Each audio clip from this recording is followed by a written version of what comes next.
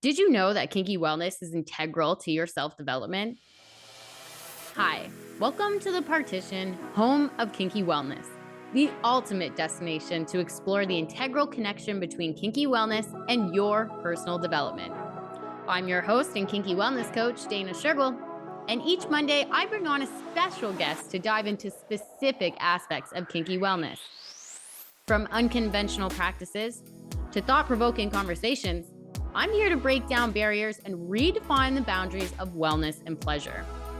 Don't forget to join me for my solo shows on Wednesdays, where I explore even further into the multifaceted layers of kinky wellness. So let's strip away the shame and taboo together and have an open conversation about it. Hey, and welcome back. In this episode of the Partition Podcast, we welcome back the radiant and lovely Pleasure Witch Nadia Lune. Nadia was previously on the show in episode 153, Intro to Sex Magic, but today she's back to have a candid discussion on the role of our nervous system and its role within safety and sex. As usual, Nadia is filled with wisdom and stories, so without further ado, let's welcome back Nadia Lune. Welcome back to the show, Nadia. How are you doing today? Hi, I'm doing so good. So glad to be here again, Dana. Well, I'm glad you're back because today you're going to explain a lot more on safety and sex and really the role of our nervous system and where it really falls into play here. Yeah, absolutely. It's super important because I think people have this big disconnect on what consent and safety even is because we don't learn it. We don't learn it in school. We don't learn it in society. And actually, we live in a society that's the opposite of safety and consent. So, yeah, it's a really important topic. Absolutely. And when we get more into this, like from your perspective, how would you define safety and consent then? Yeah, this is a great question. And so the thing is I think of it like the nervous system. So the nervous system has these three layers to it. It's our cognitive brain. So how we're having this conversation, thinking.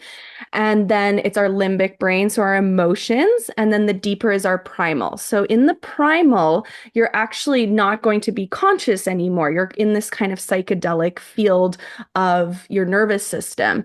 And so when we think of consent and safety, consent really starts with those basics of like, yes, no, I like this, I don't like this, let's look for the fuck yes, these kinds of things. But as we progress in sex and to get to the best sex, we're going to be in that deep flow state of our primordiality. And that's not when we're saying like yes and no anymore. We're in this like animalistic state. But to get there, you really have to cultivate so much safety to be there. And how you do that with consent is you end up being able to read a person's body, read a person's energy.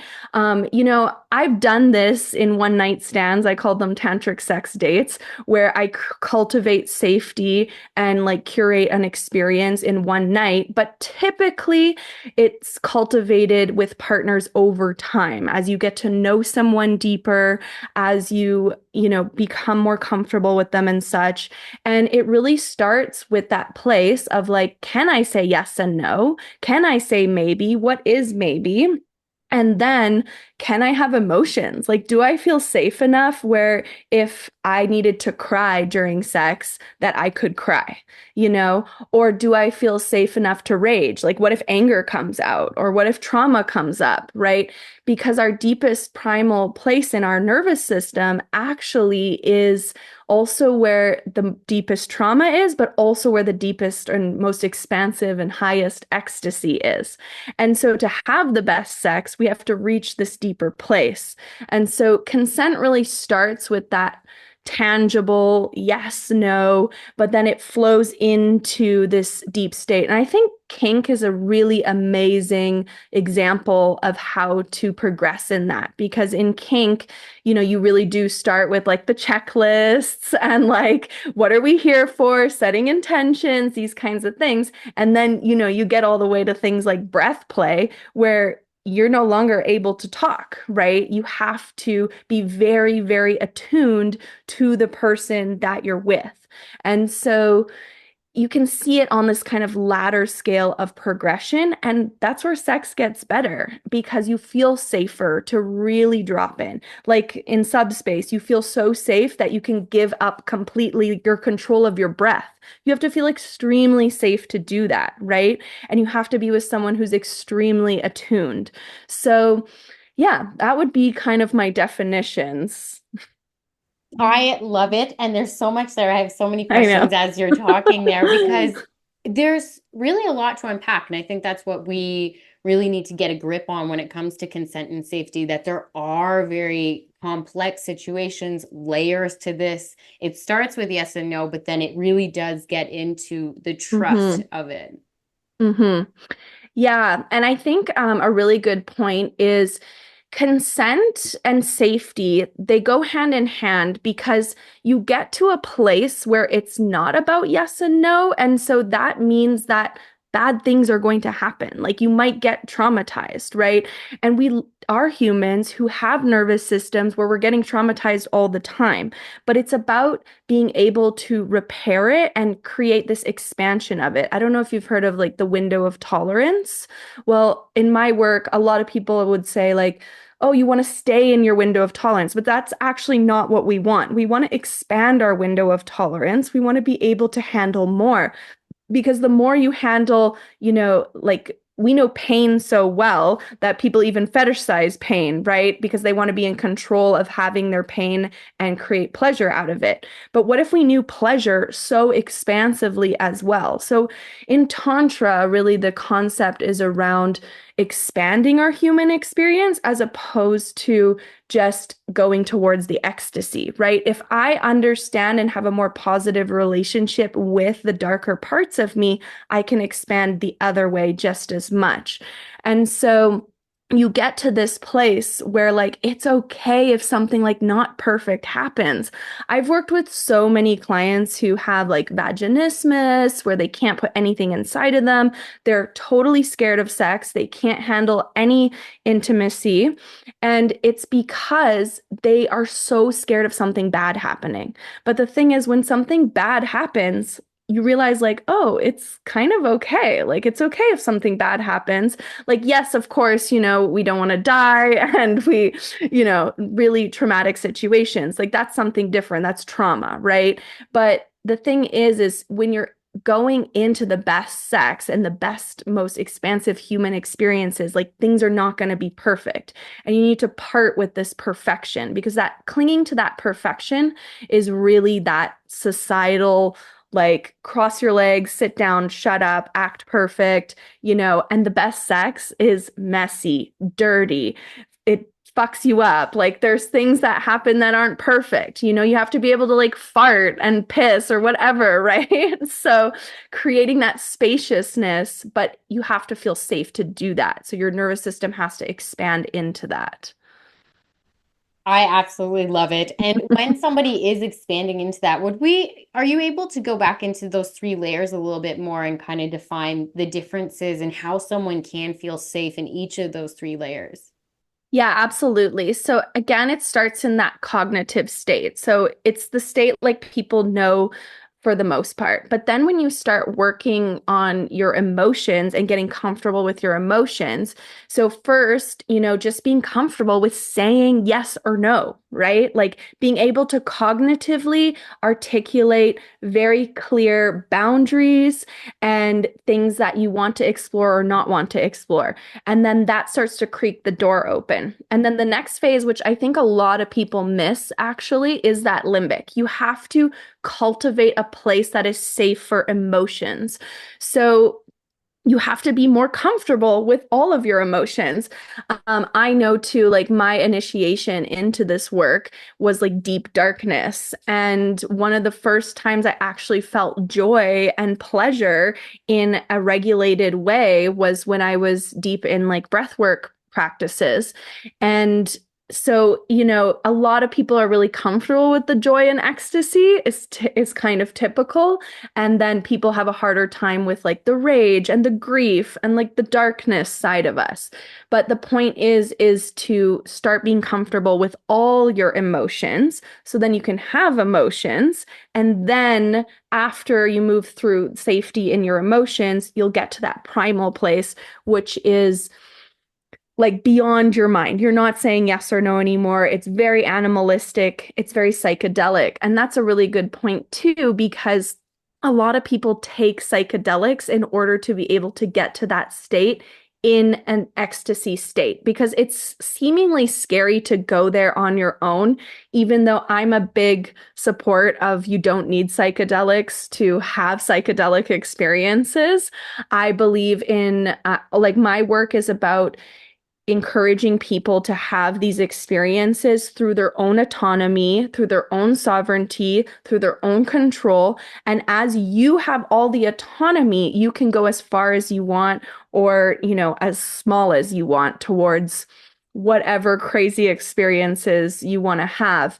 And the thing is, psychedelics is a way to do it in like a lot of people are very locked down. A lot of people have no belief that they can experience ecstasy on their own. We live in a society where we're so scared of our pain, so we numb it and take substances all the time, right? But the thing is, when you get so comfortable with your emotions, when you go through that limbic period of safety, then you can cultivate safety in those more expansive, kind of wild places. But that's the thing too, like I mentioned earlier, is your trauma can come up in that moment. And that's why psychedelics can be so great because you're typically in a very positive state, is what they're putting you in as you go through that trauma. But the work that I do in that sober is you have the autonomy when you're in that state. So, an example would be that I was having like very tantric sex with a lover when I was like quite early on in my practice, about a year in. And I had like a trauma memory come back to me where a sexual assault happened. And I could choose in that moment to compartmentalize and put it away, or have the experience and have a total trauma response, or repattern that experience with ecstasy, bliss, and love and safety, which is what I was actually experiencing in that moment that unlocked it. And so it's very the same as psychedelic work. It's just less instant. It's a practice, it's a lifestyle to get there when you do it with Tantra. But Tantra is all about teaching you kind of how to have human experiences in a more playful and joyous way, essentially, so we can have the full range of human experience, not just this like only ecstasy and joy. But we use pleasure as the tool in the pleasure magic work that I work with, or sex magic. You use pleasure as the tool and sex as the tool to unveil these parts of you. And so yeah, when you're in these primal states, you have autonomy if you're not on any substances, which is super powerful. Like imagine you're having, if people have ever done psychedelics, imagine you had the autonomy to like choose your own adventure during that, right? People like psychedelics because they like to give away their autonomy, but my work is all about teaching you those steps so you always have your autonomy. So you always have the choice. You always can choose what experience you want, and therefore you don't feel anymore like your body or your pleasure is taken away from you. Again, that cultivates extreme safety. So I can go to these crazy places with my nervous system.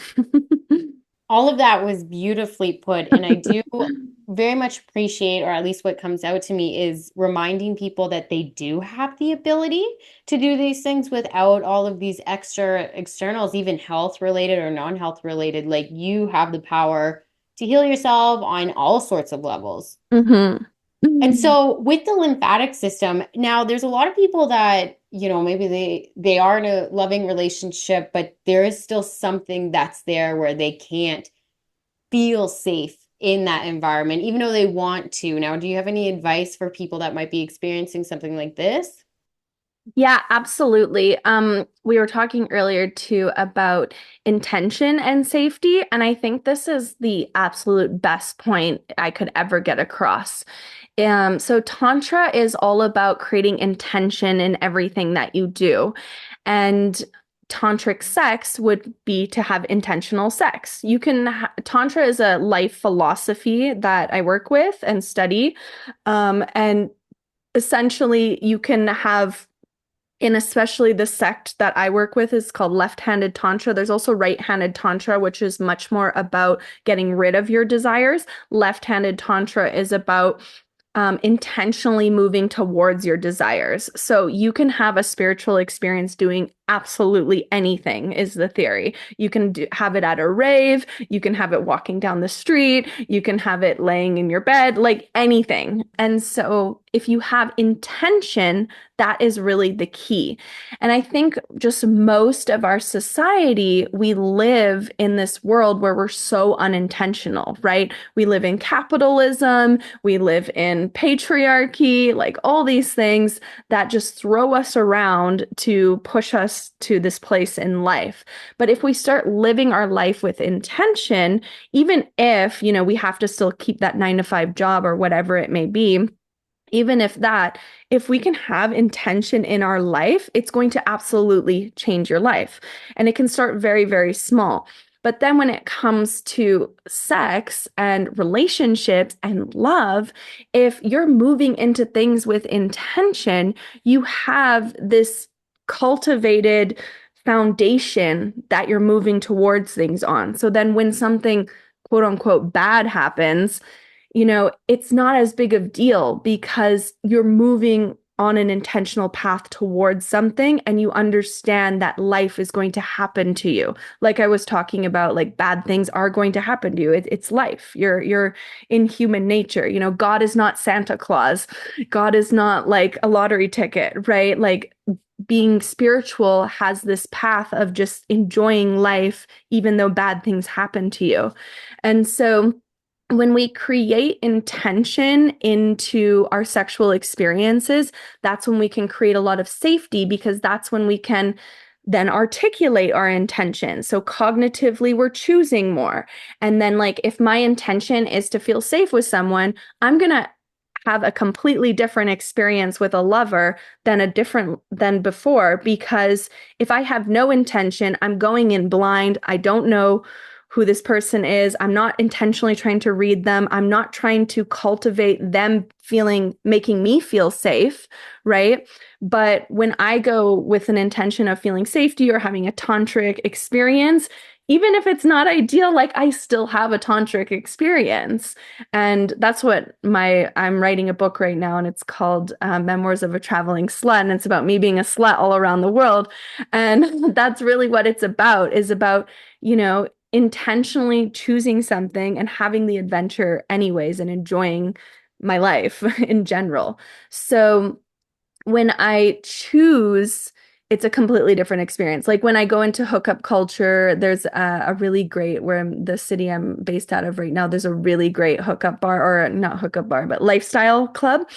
And, it's really interesting because a lot of people just want to get off, right? Like most people's unconscious intention is just like getting off and getting the dopamine hit, like when you go to watch porn, right? And so when you go there and you're like, I want to find a lover who actually I vibe with and I want to have a great experience with, and these kinds of things, it's cultivates a much different experience for you. And then you can say no more easily as well, which again creates a lot more of that first level of safety to be able to bring you into those deeper levels. Absolutely. And I think saying no is right. Like saying yes, yes, yes, and no, and all of it in between.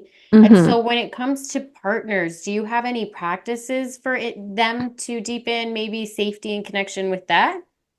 Yeah, absolutely. I would start with naming intentions and gratitude. Those are two really great tantric practices, like 3 gratitudes you have for each other, and then 3 intentions you have for this particular experience you're about to have together.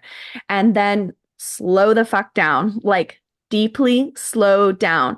Take the goal of orgasm and just getting off out of the equation and create your intentions around, I'm trying to cultivate safety. I want a ecstatic, lengthy experience, or I want to just go with the flow and see what unveils, as opposed to like, okay, I want this exactly to happen. I want you to jerk me off in exactly this way, so I get off in exactly this way, and then we're just going to part ways. And you know what? Sometimes that's fun, and sometimes that is the intention. But the invitation is to slow down and create expansion, create safety for expansion. So if, again, Tantra, one of the deep purposes of it is to create safety so you can have expansive experiences. Because if you jerk yourself off every single time in that same way, it's exactly the dopamine hit that porn is trying to give you. You're on this like addiction cycle of it. It's very similar to like every time you're hungry, you just go and grab the same chocolate bar every single time, right? Like you're missing so many pieces of life and all this juiciness that you could be having because you're just addicted to this one quick dopamine hit that is what porn culture taught you, right? But what is it where we can attune our bodies and really expand our intention and our experience? And then attune our bodies is another really big point I would bring people is like breathe together. Regulate your heartbeats together. Like just feel each other's heartbeats. Eye gazing. That's why like people think tantric sex is like this big fancy thing. And yes, it gets there to like, 10-hour orgasms and stuff like that. Yes, it does get there, multiple orgasms in many different ways. But it starts like most of the tantric sex practices are like eye gazing for 5 minutes or breathing together, or feeling each other's sexual energy just standing in front of each other or sitting in front of each other for 5 minutes. Like if you do that for 2 minutes before you start like having physical sex, it will change your sex life, I'll tell you that, because you attune your nervous systems together. You're starting to become as one. And another big thing in Tantra too is about finding the divinity in your partner and the divinity in you. So if you see yourself and you're working on yourself as being a goddess or god or goddess, and then you start to see your partners as divine, you have a completely different experience as well. Your partner is no longer a sex toy. They are a god or goddess or goddess in front of you. And it's a completely different experience again, right? And so, again, nothing wrong with the quick getting off, but, I think people are missing a lot when they don't have these intentions. This is what's wrong with a lot of our society, actually, why we shop the way we do, why we eat the way we do, all these things. I think a major problem, this key point about being expansive and not, I think that very much is something that we should bring to people's awareness, because you are supposed to be expansive. And I don't mean just getting promotions in your job. I mean like on a life energy scale. So it's very, very important. Yeah, and I think kink is really interesting too for this, because I think people start pursuing kink in such an expansive way because they're like, okay, I want to actually explore something new. I want to understand like senses and power dynamics and these different things, right? They start expanding. But then I see a lot of people in the kink community, they're like, I like this and I don't like anything else, and I'm just gonna like super know this and nothing else, So I think everyone becomes a culprit of like kind of closing themselves down. But how can you expand in general? Like maybe if you only like shibari, that's the only thing you like, you don't like anything else about kink, but how can you explore different types of shibari? How can you explore emotions with shibari, right? Like I remember too when I used to be a Pilates instructor before I was a sex witch. And so Joseph Pilates made this method where it's, what is it, 48 exercises in 50 minutes. And you do the same exercises every single time.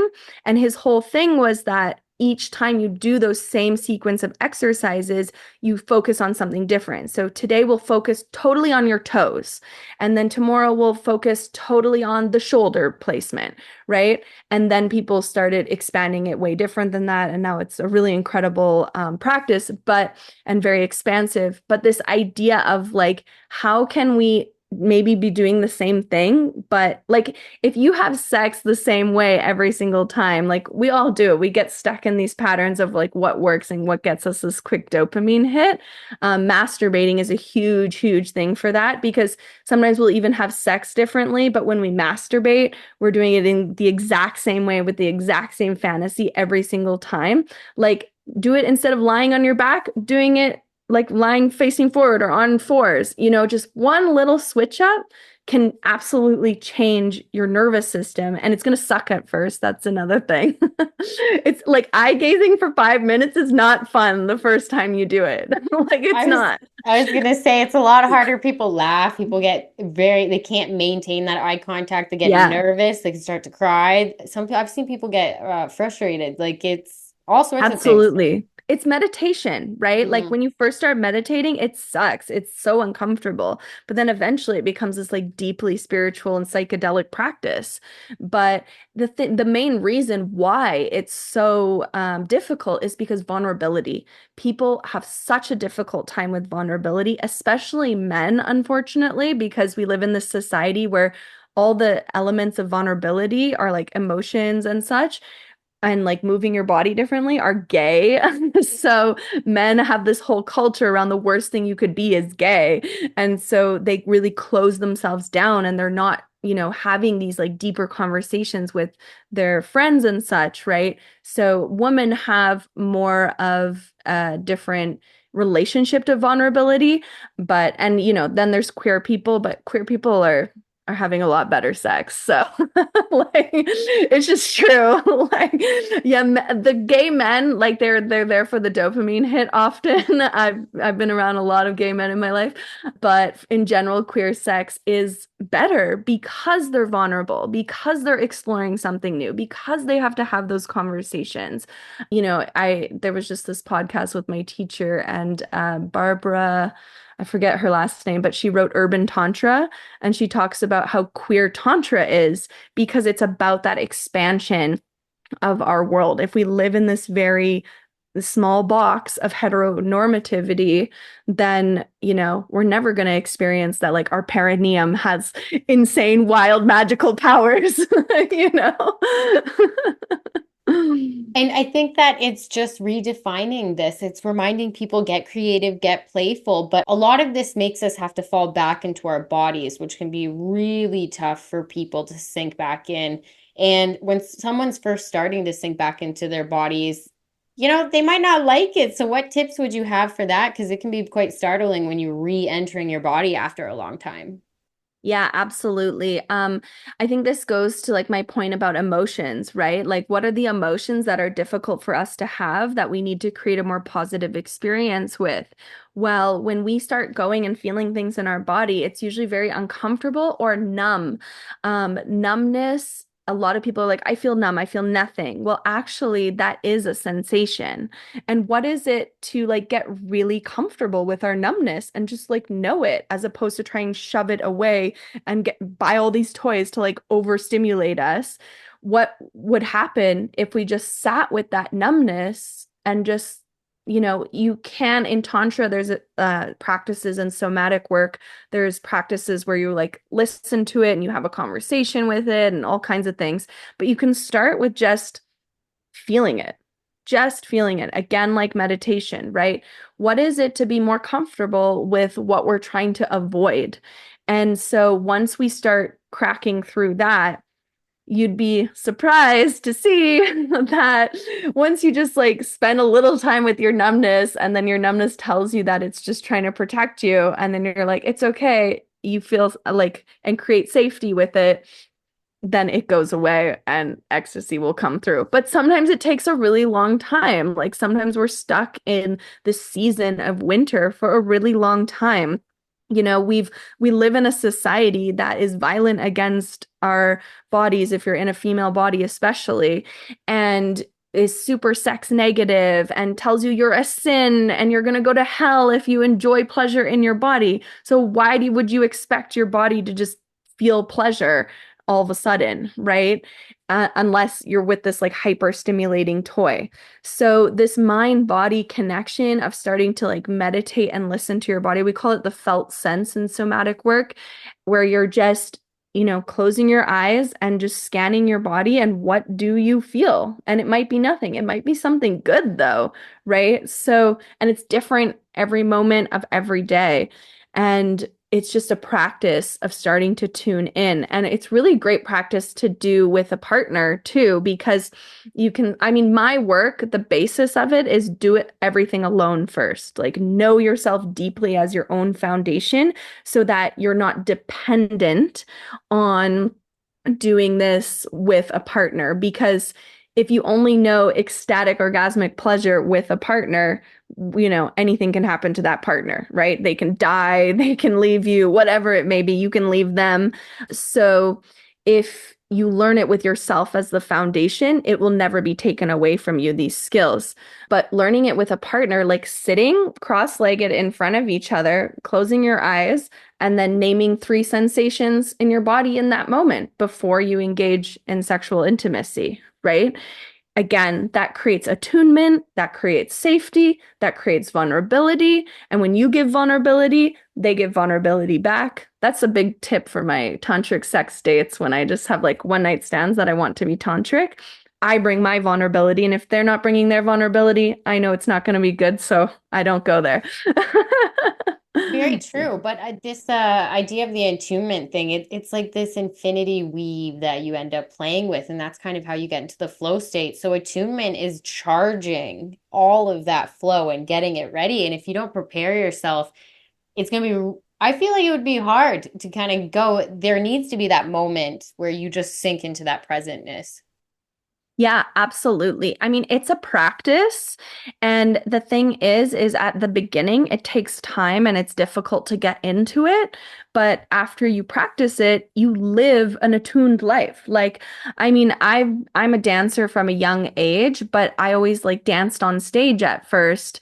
And then when I went to dance schools where it was dance therapy, where we're actually just attuning to our body and the movement it wants to create, now I live my life like that. And then I've done like tantric practices on top of it where it's intentional now, it's somatic work, it's, I'm sober. So I also live with like feeling everything in life and trying not to numb it out, which is a crazy experience, but it gets easier as you go. And now I live an attuned life. Anyone I meet, like, people are like, oh, how do you not get like lover, or first of all, how do you find such great lovers all the time? And second of all, how do you not get lovers who like treat you like shit all the time? And I'm like, well, even before I meet someone, if I'm texting them on a dating app, I'm already attuned. I'm already reading and feeling into the energy. And so it's very easy for me now, but it takes time and it's a practice. And so again, what is your intention? What do you really want? Do you just want to numb out? Do you just want, to have the chocolate bar, or do you want to learn how to cook? Like, do you want to learn the palate and all the tastes and how it works with heat and acid and salt and, The art of it, I guess. It's Yeah, truly an art form. absolutely. Anyone can paint, but not everyone can paint like, really fancy things. Well, something that you mentioned that I really resonate with is the numbness is protecting, and I think that more people have to understand that there's no bad part of us. It really thinks it's doing a job. It really thinks it's there for you, protect you. It was a resource at some point, a developed thing, and so don't be too hard on yourself. I guess when it comes to these type of things, like relax. Like there was a reason for this feeling to be there or action to be there. So just forgiveness and compassion. Yeah, absolutely. That's a huge thing in my work is when people start learning the muscle for the first time of compassion and grace. You have to learn to forgive yourself and have grace with yourself and whatever is coming up. When you're learning to trust your body, at first you don't trust your body at all. You think everything about your body is wrong and you should just go to a doctor to be told what to do with your body, as opposed to actually being in tune with it. And so when you're learning this trusting relationship with your body, it's going to unpeel in layers, and you have to meet each layer with grace and compassion. It can take time. And what is it to just meet those parts of us that feel sad or that feel angry with compassion? When you start understanding, your anger is really righteous and really powerful and important. Like at my retreat that I had last month, we did a rage ceremony. It was incredible, where people had to feel rage and speak rage for 2 minutes and then feel it in your body and then eroticize it and feel good in that rage and realize, wow, my rage has so much incredible power. If I use that rage for good, wow, it's incredible. Or I love to talk about shame on this point. So many people are just have the worst relationship with shame, and they just want to push it away and make it feel numb. But thank God we have shame. There's humans in this world who have no shame and they treat people horribly. Okay. Like, thank God we have some shame. But the thing is, when we let shame control us versus us having a healthy relationship with our shame and a loving relationship where it realizes it's protecting us and it's guiding us, it's part of our intuition, right? We're changing our relationship to those parts of us that we normally just wanted to shove away. And having that grace and compassion, it takes time and practice. It's a muscle, like any muscle, you got to work to get strong. Like compassion with yourself is really hard for humans because we've been shamed and shunned and told that you're just a sin and you started off being born as a sin and like everything is wrong with you, right? And you need to repent and repent. But that's not actually the case. The case is that you're born in beauty and ecstasy, and our society unfortunately has put all these labels on you. And so returning back to like, you are sacred, your body is sacred, and trusting your body is a very powerful part of this practice. Well, we're not encouraged to trust our bodies whatsoever nowadays. Yeah. It's just, I feel like there's a lot of strings out there that really want to get people out of their bodies, and you lose that attunement. The nervous system goes chaotic. We have weight gain, inflammation comes from disconnected nervous systems. There's a ton of health issues that are coming out that if we talked about nervous system health more openly, I believe a lot of people would be able to change radically. Absolutely. Like, I mean, alcohol is one of the biggest examples of that. Like, how the hell alcohol is legal anywhere? I used to live in the Middle East where, like, you can still access alcohol. It's just not a part of their society, really, though. And in some places, it's illegal. And they also pray 5 times a day. And how they pray is very physical. They're moving their body, they're getting down to the earth, they're doing this nervous system regulation, they're speaking poetry. So they have this very embodied way of praying 5 times a day. So re-regulating their nervous system 5 times a day. And then they don't drink alcohol, and they have a very like community culture. And it was one of the most beautiful cultures I've ever lived in. And I mean, despite all the what we're told in North America about it, it's a very peaceful and loving culture. And they see bodies and sex in a completely different way. And it's not just about using people as a sex toy. It's more embodied. And, it's not about getting a 6-pack and you have to look a certain way, right? And so when we look at different cultures, actually, we can see that, there's some things that we're doing here that make no sense of just trying to escape ourselves all the time. Like something like alcohol is such a good example. And the industry of alcohol will never, ever want you to stop that because they make so much money. Like, it's insane. Well, that's how I feel about a lot of things here when it comes to that. Like, how is that legal? How is this illegal? When I look back Hmm. and forth. But even that, like, compassion, I feel like when people think of Canada, they might say, oh, like, compassionate. I don't. We might say the word, but I really don't think we know the depth of the meaning. And I think we throw around that word of compassionate, self-forgiveness, self-love, but I don't know if we're really demonstrating the actions that stand behind these types of words. Yeah, I absolutely agree. And we just have such an individualized society now.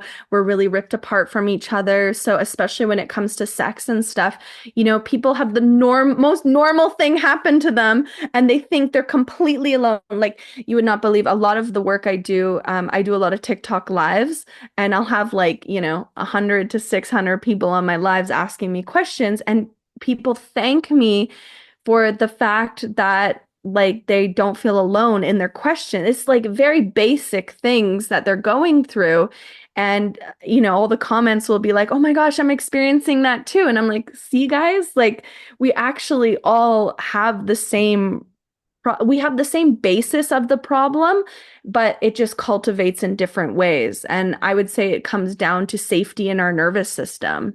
And, I could go on for hours about how that has to do with like capitalism and patriarchy and just like the politics of our society, essentially. I'm a big activist if you look on my Instagram. But yeah, it's just this, we don't have safety in our nervous systems. That's what like the Catholic culture has created is they burned us alive, literally, because they wanted to not teach autonomy, right? The people who are teaching like medicines, natural medicines, and connecting to yourself and your personal power, they burned those witches alive, right? And they created a hierarchy of humans to control people.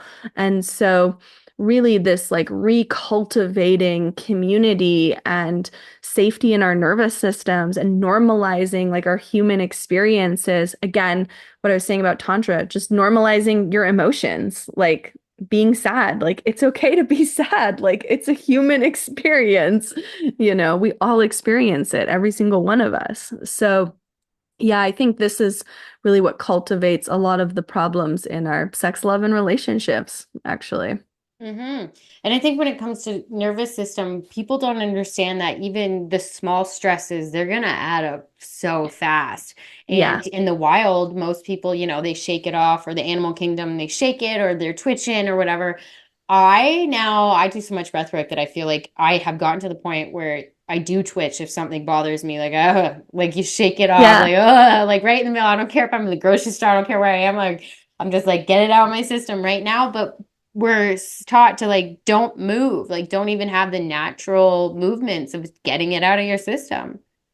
Yeah, absolutely. Breath, sounding, and movement of your body and liberating those three things is actually what regulates our nervous system and is also what brings us to that deep primal state that can crack open, our psychedelic ecstasy experiences.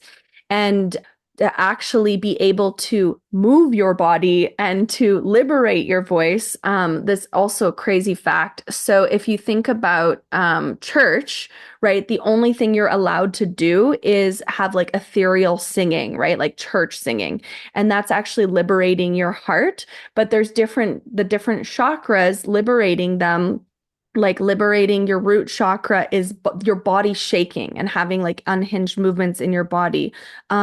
Liberating your throat chakra is like tongue out, like, making like snake noises. Liberating your third eye is like speaking tongues, all these things that they deem demonic, actually. Oh, like solar plexus is like witch cackling, like ah. So these things are deemed demonic in the church, right? But they're actually part of you liberating yourself and regulating your nervous system. But people think, oh, I'm possessed by a demon. There must be something wrong with me. No, you're just uncracking deeper parts of your liberation and your power, actually. And so these ways to regulate our nervous system, it's really cool because sex, you breathe deeper in sex, you move your body in more unhinged ways in the best sex, and then you make noise as well, and it doesn't just sound like porn anymore. I was just at my working at my teacher's retreat, and there was 100 sex witches in the room, and we were doing sex magic with 100 sex witches. It was insane. And let me tell you, it was the best porn you've ever seen, and it didn't look like anything you could find on the internet. It didn't sound like that. It didn't look like that. People moving their bodies and making noises that don't sound like what we're sold how it's supposed to look, right? And we live in this society where you constantly are getting microaggressions of you should look this way or act this way. And it builds up into these like small traumas that you live in this like pot that's about to explode all the time, this volcano. And so a lot of people think trauma is just sexual assault in like the most brutal, specific way. And yes, that is a part of it. And those are big T traumas. But these other parts are this death of 1,000 paper cuts that you're just walking around with, constantly adding up all the time. And sex can be a place that really liberates that. But that's also why people are so scared, because they are scared to move their body. They're scared to make a noise that doesn't sound like, like the perfect sound, or look like, a little weird or something, or like eyes rolling back to your head, devil, tongues, speaking tongues, tongue out like the devil summoning. like, like it gets really crazy when you really go there. So, As it yeah, should be, as it should yeah, be. And I think we don't, absolutely. go crazy enough. Sometimes, I feel like sometimes you don't go crazy, you end up crazy in the wrong way. So Yeah, you've got to balance exactly. that out, seriously. Yeah, that's how it works. Like when you're not properly letting out what you need to let out, then it comes out in the wrong places when your partner doesn't take out the garbage or something, or or something about like the toothbrush being in the wrong place. That's when you freak out about that. And it has nothing to do with that. It's all the other things that have built up. And that's how the nervous system works, because it can only take so much, right? Or it completely numbs out and you just like live a life where you can't feel anything. And neither of those are things people should do. So, when it comes to our nervous system, what are their last key concepts that you really want our listeners to focus on when it comes to this? Yeah, I think the main thing is to go slow, start unveiling the layers as you go. You can do things like go to a breathwork class, or, start these tantric practices. You can do things on your own, but when you find like community, it's really ideal, even if it's online community and with proper practitioners who know what they're doing, because you can have trauma responses, and you can kind of freak out. They even call it like spiritual psychosis and stuff, right? That happens more with like psychedelics and such. But you can freak out. So make sure you have practitioners that you're working with, or you understand like how to complete cycles. Like I do a lot of breath work in my work, and someone will be in a trauma response and you have to learn how to bring them back to earth, essentially. Working with your five senses is really powerful, like smells and tastes and touch and textures. So the thing is that you go slow, go one step at a time, start with the little things. It doesn't have to be 5 minutes of eye gazing. Start with 30 seconds, start with 20 seconds, start with 5 seconds, like keep it really small, and it's going to suck at first. It's going to feel weird. It's not going to feel fun. You're going to be like, why am I doing this? I just want to go back to the easy stuff, I just want to jerk off, but I promise you, as you keep unveiling, oh, like you're not just your sex life will change, but your whole life will change. We call it in Tantra awakening Shakti. It's like awakening to all the little fine details in life. Like imagine you're in a psychedelic trip all the time. Like that's how I live my life, is a psychedelic trip. Like I can enjoy anywhere I am. I can enjoy anything I'm doing. I can enjoy when I'm like going through deep grief. Right now I'm doing a 7-day grief ritual, and it's like I'm grieving every morning, and then I'm like in such gratitude and bliss around it after. So you really, as you start to unveil it, you start to get momentum, but at first it can suck. And especially if you're doing something more advanced like breath work, make sure you have access to a practitioner who knows what they're doing, because it can be dangerous, actually. You can freak out and it can be hard to kind of come back on your own. So yeah, there's some safety things in line with it as well. Like all Yeah. things. And I feel like when it comes to this stuff, when it comes to, say, you are in a state of a trigger, you mentioned some things what could bring you back, but do you have any quick remedies that someone might be able to remember? Yeah, have like essential oil smells on you, have dark chocolate or like something like a strong taste, something with a strong taste with you, some sour candy. That's a BPD method too. But yeah, things like that. Or if it's really bad, you can also put your face in ice water, um, ice cold showers, these kinds of things. But yeah, but most part, if you're like it's hard to kind of get there on your own because you have your autonomy, like I said in my work. So you want to go slow and go one step at a time. Like doing an hour breath work of just like someone randomly doing that. I mean, I don't know, some people are really crazy and just will jump into it. But like someone doing that is pretty rare to just do on your own. So like do it in a class instead. But, if you're in the bedroom and someone's starts having a panic attack, slow down, bring them back to like the place that they are. Again, smells or a taste. Look around the room. What are the colors and textures? Let the integration come through, reminding about safety. You can also cross the body with your hands and tap side to side with the hands. Reorient yourself essentially.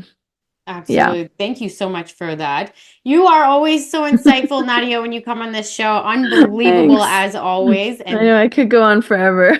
well, is there any last minute things that you'd like to add quickly before you let us know where our listeners can find you?